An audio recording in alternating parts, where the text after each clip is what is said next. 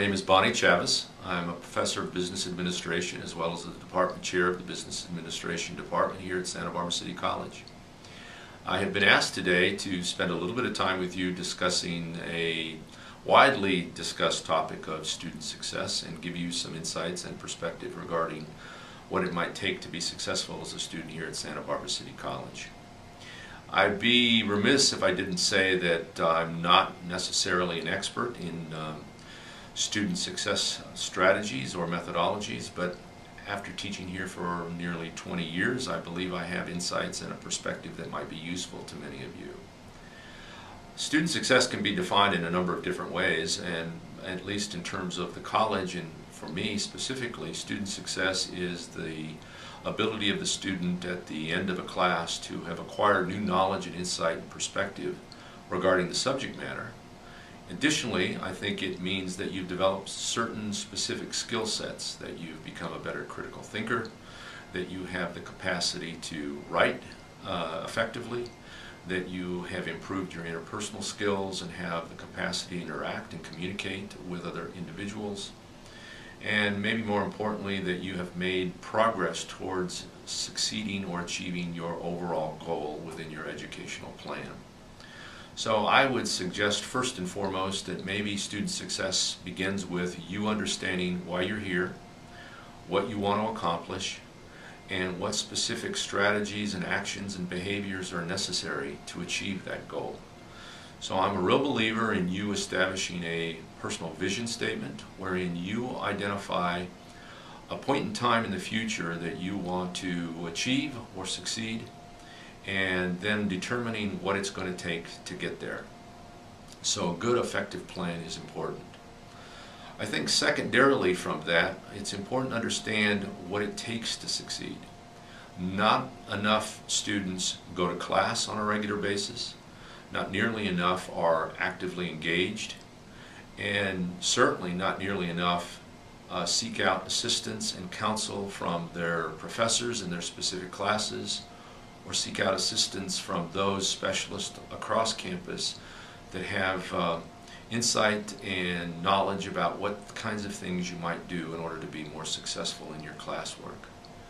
So if we start first, I guess, with going to class, it might sound a little bit self-evident, but the fact of the matter is, statistically, students that attend class regularly are students that are more likely to succeed. So if you're going to sign up for a class, make sure you sign up for a class that it's during a time and during the day in which you might be able to perform at an optimal level. Second, when you get to class, be prepared. Bring the appropriate tools that you may need, a computer if it's necessary, paper, pen, pencil, whatever it takes in order to be prepared and adequate to meet the demands and needs of a specific class. Third, be engaged. Ask questions. Provide a perspective. Engage in a meaningful conversation when given the opportunity. But most importantly, ask good questions. Read your chapter before you go to class. Know what information you're going to be held accountable for. And when you're not clear of that information and what it means, then you show up for class and you have the ability to ask a question and get clarification, which I think would be important for you. I think it's also very important to give yourself enough time outside of class. It's important to understand that you are expected to invest a certain number of hours for every hour in class. At a minimum, 2 hours of prep time outside of class for every hour inside of class is really essential. And use that time. Seek out tutors, go to the learning center, go to the writing center, talk with other people in the class, go to office hours of your professor. Use that time effectively. And most importantly, ask yourself if you're learning the material or simply trying to memorize the material. Each class is going to be different. It's going to require something different. And I would just encourage you to think about how you learn and to try to use different methods. I think that's essential for your success as a student here at Santa Barbara City College. And lastly, maybe most importantly, is manage your time effectively. I think you have to understand as a student, you have to look at it somewhat like a job. Think of it this way. If you showed up for work late, if you showed up for work unprepared, if you didn't meet the goals and objectives that were established for you at work, how long would you have your job? Would you be likely to be promoted? Would you be likely to get paid well for what you do?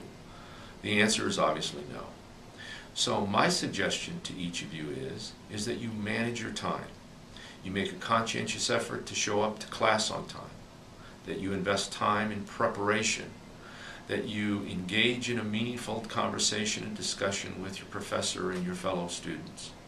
And most importantly, that you don't wait till the last minute to write those papers, to prepare for an exam, or to complete a project that may be associated with a particular class. That you start early, that you leave yourself some lead time, that you understand that life has certain challenges that oftentimes pop up at the most inopportune time. I like to tell students, have a contingency plan. What can go wrong will likely go wrong at the most inopportune time. So you prepare for those things. Stay in contact with your professors. Email them when you're not in class. Ask questions whenever possible. But most importantly, understand why you're here. A phrase that I use too often is that your purpose must be purposeful. Ask yourself what you're trying to achieve. Ask yourself if you're willing to do what it takes to succeed. And ask yourself what the return on that investment is likely to be.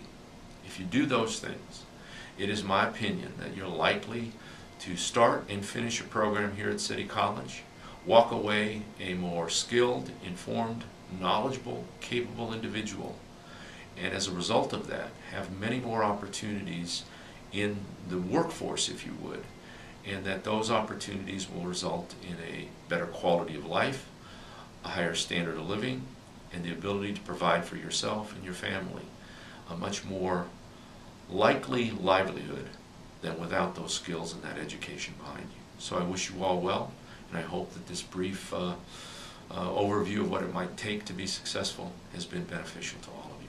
Thank you.